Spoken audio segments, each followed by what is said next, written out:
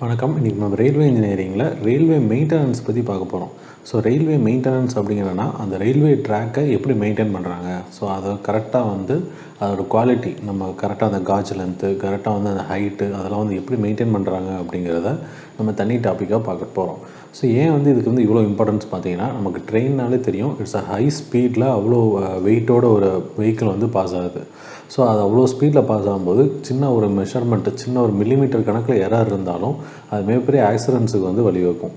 So அதனால தான் பார்த்தீங்கன்னா ட்ராக் மெயின்டெனன்ஸுங்கிறது ரொம்ப முக்கியமான டாபிக். ஸோ நமக்கு ட்ராக் கன்ஸ்ட்ரக்ட் பண்ணி மட்டும் இல்லாமல் ரெகுலரான மெயின்டெனன்ஸ் ரொம்ப முக்கியம். நம்ம ஹைவேஸில் ரோட்டில் மாதிரி மெயின்டெனன்ஸ் ரொம்ப நார்மலாக இருக்காது. ஸோ இந்த ரயில்வே மெயின்டெனன்ஸுங்கிறது ரெகுலராக பீரியாடிக்கலாக நடக்கும். ஸோ அது டெய்லி மெயின்டெனன்ஸாகவும் இருக்கலாம், பீரியாடிக்கலாக இயர்லி அந்த மெயின்டெனன்ஸாகவும் இருக்கலாம். ஸோ அதை பற்றி இந்த வீடியோவில் நம்ம பார்க்கலாம். ஸோ ஃபஸ்ட்டு பார்த்தீங்கன்னா கன்வென்ஷனல் மெத்தட்ஸ் பார்க்க போகிறோம். அதுக்கு முன்னாடி நம்ம ட்ராக் மெயின்டெனன்ஸோட நீட் என்ன அப்படிங்கிறது சில பாயிண்ட்ஸ் நம்ம பார்த்துக்கலாம். So the railway track should be maintain properly in order to enable the trains to run safe. So அது சேஃபாக ரன் ஆகிறதுக்காக தான் பார்த்தீங்கன்னா மெயினாக நம்ம ட்ராக் மெயின்டெனன்ஸ் யூஸ் பண்ணுறோம். ஸோ அது இந்த மெயின்டெனன்ஸ் ஏன் நெசசிட்டியாக இருக்குது அப்படின்னா, due to the constant movement of the heavy and high speed trains, the packing under the sleepers becomes loose and track geometry gets disturbed. So high ஸ்பீடில் move ஆகிறதுனால அதோட வைப்ரேஷன்ஸ்னால் என்ன ஆகுது, நமக்கு அந்த ட்ராக்ஸ் அதோட டைமென்ஷன்ஸ் டிஸ்டர்ப் ஆகுது. ஸோ இதான் பார்த்தீங்கன்னா மெயின் ரீசன்ஸ். அந்த ட்ரெயின் போகிற ஸ்பீட்னால் வர அப்ரேஷன்ஸு, அதுக்கப்புறம் அந்த வைப்ரேஷன்ஸ்னால் வர மூமெண்ட்ஸ், இதனால் பார்த்தீங்கன்னா அந்த அலைன்மெண்ட் டிஸ்டர்ப் ஆகும். ஸோ செகண்ட் பாயிண்ட் பார்த்தீங்கன்னா, due to the vibrations and impact of high speed trains, the fittings of the track come heavy wear and tear of the track and its components. Track and its components get worn out as a result of the weathering effect of rain, sun and sand.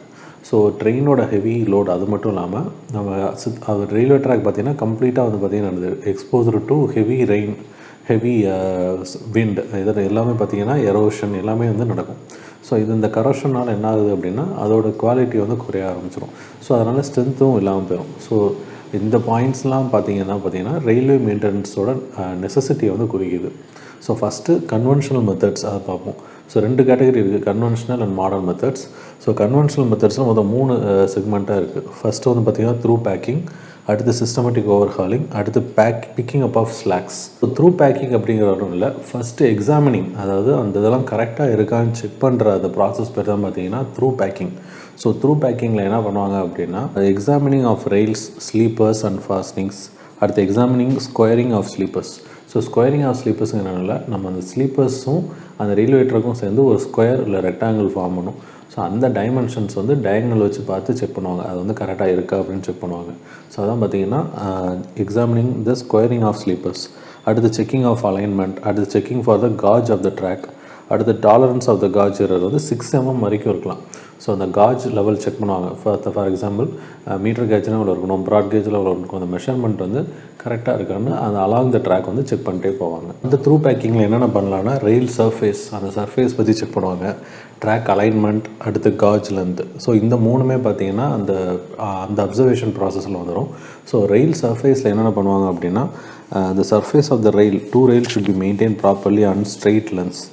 On curves rail should be kept at prescribed height above the inner rail. So அதெல்லாம் இந்த ப்ராசஸ்லாம் பண்ணுவாங்க. So அதில் என்ன process பண்ணுவாங்கன்னா, packing, surfacing the track, boxing and dressing the track, levelling of the track, lifting of the track, surface defects and remedies, spot packing and track lifting. So இது எல்லாமே பார்த்தீங்கன்னா ரெயில் சர்ஃபேஸோட எரர், அந்த corrections உள்ள maintenance கேட்டகரியில் வரும். அடுத்து பார்த்தீங்கன்னா track alignment. So track alignment ஏன் டிஸ்டர்ப் ஆகுதுன்னா, due to the hammering effect. So அந்த ஹேமரிங் எஃபெக்ட்னால என்ன ஆகுது, ட்ராக்கோட அலைன்மெண்ட் ப்ராப்ளம் வருது. அந்த வைப்ரேஷன்ஸ், அந்த வீல் போய் காஜை இடிக்கிறதுனால அந்த அலைன்மெண்ட்டில் கொஞ்சம் ப்ராப்ளம் வரும். ஸோ அந்த அலைன்மெண்ட்டையும் மெயின்டெனன்ஸ் இந்த ப்ராசஸில் மெயின்டைன் பண்ணுறாங்க. ஸோ அடுத்து காஜில் என்ன பிரச்சனை வருது அப்படின்னா, டியூ டு த கர்வ்ஸ், அந்த கர்வ்லலாம் பார்த்தீங்கன்னா அந்த ஹேமர் எஃபெக்ட்னால அது அடிக்க ஆரம்பிச்சிடும். ஸோ அந்த இடிக்கிறதுனால என்ன ஆகுது, காஜ் லென்த் டிஸ்டர்ப் ஆகுது. ஸோ அதுக்கு மெயின் ரீசன் என்னன்னு பார்த்தீங்கன்னா, loosening of the track fittings, widening of the gauges. Gauge become irregular over passage of the time due to the loosening of the sleeper fittings. அடுத்து keys are not tight and the loose fittings lack of attention to packing. So இதெல்லாமே பார்த்தீங்கன்னா gauge ரிலேட்டடாக வந்துடும். So அடுத்த category பார்த்தீங்கன்னா drainage.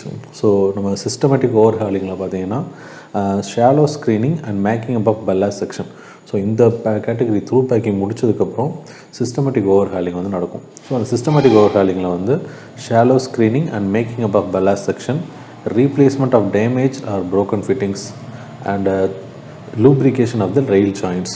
So இதெல்லாமே பார்த்தீங்கன்னா கொஞ்சம் அந்த காஜ், ட்ரைனேஜ், ட்ராக் காம்பனன்ட்ஸ், ஃபிட்டிங்ஸில் வந்து வரும். ட்ரைனேஜ் ஃபஸ்ட்டு வந்து ட்ரைனேஜில் பார்த்தீங்கன்னா cleaning of ballast, cleaning of weeds, cleaning of unwanted materials. So இதெல்லாமே பார்த்திங்கன்னா ப்ராப்பர் ட்ரைனேஜ் வந்து கண்ட்ரோல் பண்ணுறதுக்காக மெயின்டைன் பண்ணுறது.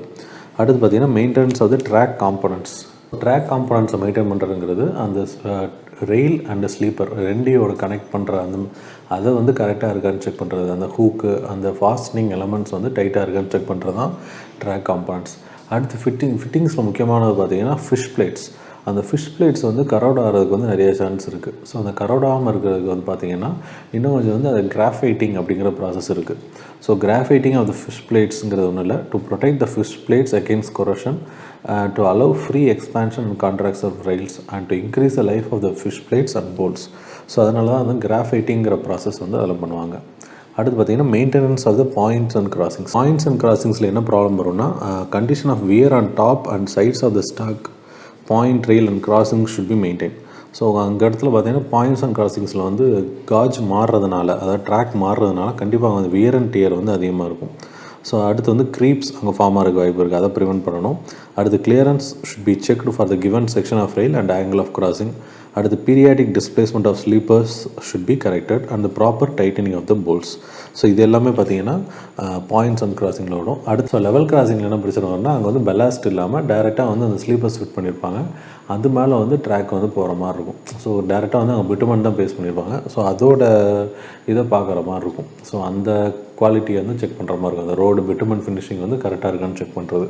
அடுத்து பார்த்திங்கன்னா டனல்ஸ். ஸோ டனல்ஸை பொறுத்தவரை பார்த்திங்கன்னா லைட்டிங் அரேஞ்ச்மெண்ட், வென்டிலேஷன், அடுத்து அங்கே உள்ள இருக்க ஸ்ட்ரக்சரில் வந்து ஏதாவது கிராக்ஸ் இருக்கா, இதெல்லாம் வந்து செக் பண்ணுவாங்க. ஸோ இதெல்லாம் இந்த 9 கேட்டகரியுமே பார்த்திங்கன்னா என்னென்ன மெயின்டெனன்ஸான எலமெண்ட்ஸ் இருக்குது, ஒவ்வொரு காம்போனன்ட்ஸாக எப்படி மெயின்டைன் பண்ணுறாங்க, அது ஏன் வந்து அந்த ப்ராப்ளம்ஸ்லாம் வருது அப்படிங்கிறத வந்து இதில் பார்த்தோம். ஸோ அடுத்துக்கு பார்த்திங்கன்னா பிக்கிங் அப் ஆஃப் ஸ்லாக்ஸுங்கிற ஒரு ப்ராசஸ் இருக்குது. So picking up of slacks அப்படிங்கிறது என்னென்னா, ஸ்லாக்ஸ் ஆர் தோஸ் பாயிண்ட்ஸ் இந்த track where the running of train is faulty or substandard. So இது எல்லாமே பார்த்திங்கன்னா டேரெக்டாக வந்து அந்த ஃபால்ட் வந்து தெரியும். But picking up of slacks அப்படிங்கிறது ஸோ நமக்கு வந்து டேரெக்டாக வந்து என்ன தெரியாது, இந்த ட்ரைனேஜ் ப்ராப்ளம் இதெல்லாம் வந்து பீரியாடிக்கலாக மெயின்டைன் பண்ணுறது. பிக்கிங் அப் ஆஃப் ஸ்லாக்ஸுங்கிறது அங்கே வந்து எதாவது டிஃபெக்ட் இருக்கும். ஸோ அந்த டிஃபெக்ட்டை வந்து எப்படி ஓவர் கம் பண்ணுறோம் அப்படிங்கிறது தான் பிக்கிங் அப் ஸ்லாக்ஸ். ஸோ அதை வந்து பாயிண்ட் அவுட் பண்ணி எடுக்கிறோம்ல, அதான் வந்து பார்த்திங்கன்னா பிக்கிங் அப் ஸ்லாக்ஸ். ஸோ அதில் வந்து எப்படி என்னென்னு பண்ணுறாங்கன்னா, stretches of yielding formation, so crack yielding form ஆகுது. அடுத்து poorly maintain sections that have loose packing, bad alignment. அடுத்து வந்து பார்த்திங்கன்னா improperly aligned curves, approaches to level crossing, girder bridges in sags, portions of the track with poor drainage, sections with an inadequate or unclean ballast cushion. So இதெல்லாமே சேர்த்துப்பான் பார்த்தீங்கன்னா picking up slacks. இந்த எரர்னால் என்ன ஆகும், பெரிய பெரிய ஆக்சிடென்ட்ஸ் ஆகிறதுக்கு வாய்ப்பு இருக்குது. ஸோ இதெல்லாம் வந்து ஃபைண்ட் அவுட் பண்ணி ரெகுலராக வந்து மானிட்டர் பண்ணி ஃபைண்ட் அவுட் பண்ணுற ப்ராசஸ் பேர் தான் picking up of slacks. So இது எல்லாமே பார்த்தீங்கன்னா கன்வென்ஷனல் மெத்தட் கேட்டகரியில் வரும். Modern methods. ஸோ இந்த ட்ராக் மெயின்டெனன்ஸில் என்னென்ன மாடர்ன் மெத்தட்ஸுங்கிற பார்க்கலாம். ஸோ கன்வென்ஷனல் மெத்தட்ஸ் எல்லாமே பார்த்தீங்கன்னா அதே ப்ராசஸ்லாம் மாடர்ன்லேயும் பண்ண போகிறோம். பட் கன்வென்ஷனல் மெத்தட்ஸில் நிறைய வந்து மேனுவல் ஒர்க் வந்து நிறையா இருக்கும். ஸோ லேபர்ஸை வச்சு தான் அதெல்லாம் பண்ணுவாங்க. ஃபார் எக்ஸாம்பிள் வந்து லேபர்ஸ் வச்சு தான் பார்த்தீங்கன்னா அலைன்மெண்ட் அட்ஜஸ்ட் பண்ணுவாங்க. ஸோ இதுவுமே பார்த்தீங்கன்னா மெஷினரிஸோட இன்வால்மெண்ட் வந்து கம்மியாக இருக்கும். ஸோ இப்போ மாடர்ன் மெத்தட்ஸில் பார்த்தீங்கன்னா எல்லாமே ஆட்டோமேஷன்ஸ் வந்து நிறையா வந்து ப்ரோக்ராமிங்னால, ஸோ இல்லை காஜ் செக் பண்ணுறதும் சரி, அந்த காஜ் செக் பண்ணி எரராக இருந்ததுன்னா அதை எப்படி அட்ஜஸ்ட் பண்ணணும், அது எப்படி டேம்பிங் பண்ணணும், எப்படி வந்து ஸ்லீப்பர்ஸ் அந்த ஜாயின்ஸோட டிஃபெக்ட்ஸை கண்டுபிடிக்கணும், இதெல்லாம் வந்து பார்த்திங்கன்னா அட்வான்ஸ்டாக வந்து பார்த்திங்கன்னா மிஷினரிஸ் வந்து வந்துருச்சு. ஸோ அதில் வந்து ஃபஸ்ட்டு பார்க்க போகிறது வந்து mechanised maintenance of the track. So mechanised maintenance of the track அப்படிங்கிறது ஒரு டேம்பிங் சிஸ்டம் மாதிரி தான்.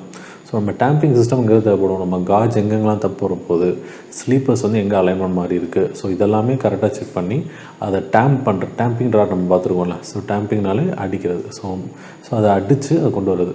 ஸோ நிறைய இடத்துல பார்த்தீங்கன்னா இந்த லேபர்ஸ் வந்து நிறைய இடத்துல சுற்றி வச்சு தட்டிக்கிட்டே வருவாங்க அலைன்மெண்ட் செக் பண்ணிவிட்டு. ஸோ அந்த ஒர்க்கை வந்து இது மெஷினரியாக பெரிய லெவலில் ஆட்டோமேட்டிக்காக எரர் கண்டுபிடிச்சி பண்ணுறதான் பார்த்தீங்கன்னா mechanised maintenance of the track. So அதில் என்னென்ன ஒர்க் இருக்குது அப்படிங்கிறத இப்போ பார்க்கலாம். ஸோ அதில் 2 கேட்டகரி இருக்குது, off track tamping and on track damping.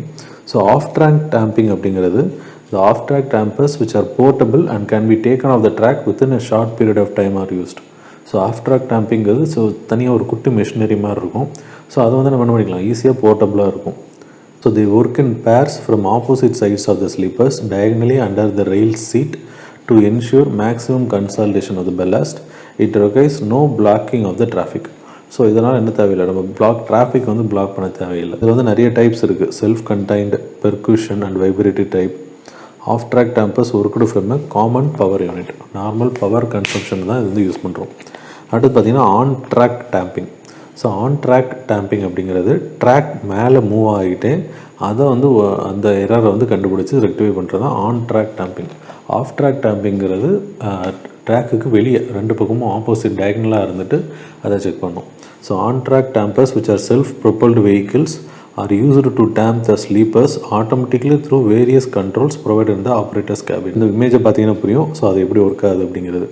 So these are the superior to off-track dampers in respect of control, efficiency, quality of work and retention of the damping. So automatic aligning, lifting, cross and longitudinal leveling and packing are the simultaneously possible. So இந்த on-track டேம்பிங்லேயும் ரெண்டு category இருக்குது, light and heavy. So லைட்டுங்கிறது சின்ன ஒரு robot மாதிரி இருக்கும்.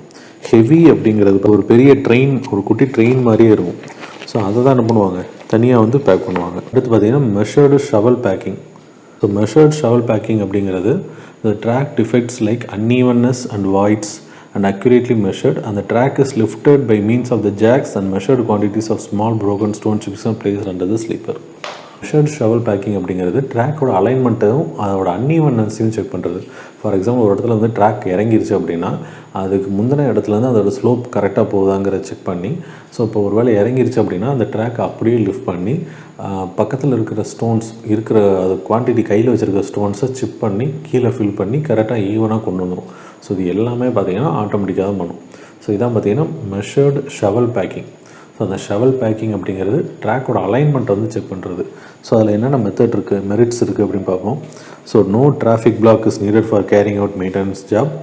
It has more output, less materials are needed and packing retentivity of fish joint sleepers are more. So இதோட பெரிய demerits என்னென்னு பார்த்தீங்கன்னா, it is suitable for only flat bottomed sleepers like wooden R concrete. இந்த மாதிரி it needs a skilled labour. Directed track மெயின்டெனன்ஸுங்கிறது track maintenance system. இதில் வந்து 3 stages இருக்குது. ஃபஸ்ட்டு வந்து பார்த்திங்கன்னா proper identification of defects in track geometry by means of measuring and recording the devices. அடுத்த stage பார்த்திங்கன்னா அதை ரெக்டிஃபை பண்ணுறது. ஸோ ஃபஸ்ட்டு வந்து ஐடென்டிஃபிகேஷன் ஆஃப் த கிராக்ஸ். அடுத்து பார்த்திங்கன்னா rectification of these defects only at indicated location in order to maintain the track to predetermined standards. So அதோட standards maintain ஆகலை. So first வந்து ஃபார் எக்ஸாம்பிள் நம்ம இதில் பண்ணுறது தான் டைரக்டட் ட்ராக் மெயின்டெனன்ஸில் வந்து என்ன பண்ணுறோம் அப்படின்னா, ஸோ ஃபஸ்ட்டு 3 ஸ்டேஜாக பிரிச்சுருவாங்க. ஃபஸ்ட்டு வந்து ஒரு இன்ஸ்ட்ருமெண்ட் வச்சு அதோட டிஃபெக்ட் வந்து கண்டுபிடிப்பாங்க. ஸோ அந்த டிஃபெக்டை கண்டுபிடிச்சி எந்த இடத்துல டிஃபெக்ட் இருக்கோ அதை போய் ப்ராசஸ் பண்ணி கண்டுபிடிப்பாங்க. அதான் பார்த்தீங்கன்னா செகண்ட் ஸ்டேஜாக இருக்கும். ஸோ தேர்ட் ஸ்டேஜ் பார்த்தீங்கன்னா checking the quality of the work and output by the supervisor in charge of the maintenance. So இந்த 3 ஸ்டேஜும் சேர்ந்தது தான் பார்த்தீங்கன்னா டைரக்டட் ட்ராக் மெயின்டெனன்ஸ். இதோட ப்ரொசீஜர் பார்த்தீங்கன்னா identification of defects, record of observation, rectification of defects, record of maintenance work and quality of the control. So இது எல்லாமே சேர்ந்தது தான் பார்த்தீங்கன்னா மாடர்ன் மெத்தட்ஸ். ஸோ இந்த வீடியோவில் பார்த்தீங்கன்னா conventional and modern methods for the track maintenance பார்த்தோம். இன்னும் ரயில்வே இன்ஜினியரிங் வீடியோஸ் நிறைய பார்க்கணும், சர்வேயிங் வீடியோஸ் நிறைய பார்க்கணும் அப்படின்னா நம்ம சேனலை சப்ஸ்கிரைப் பண்ணுங்கள், உங்கள் ஃப்ரெண்ட்ஸுக்கு வந்து ஷேர் பண்ணுங்கள். தேங்க்யூ.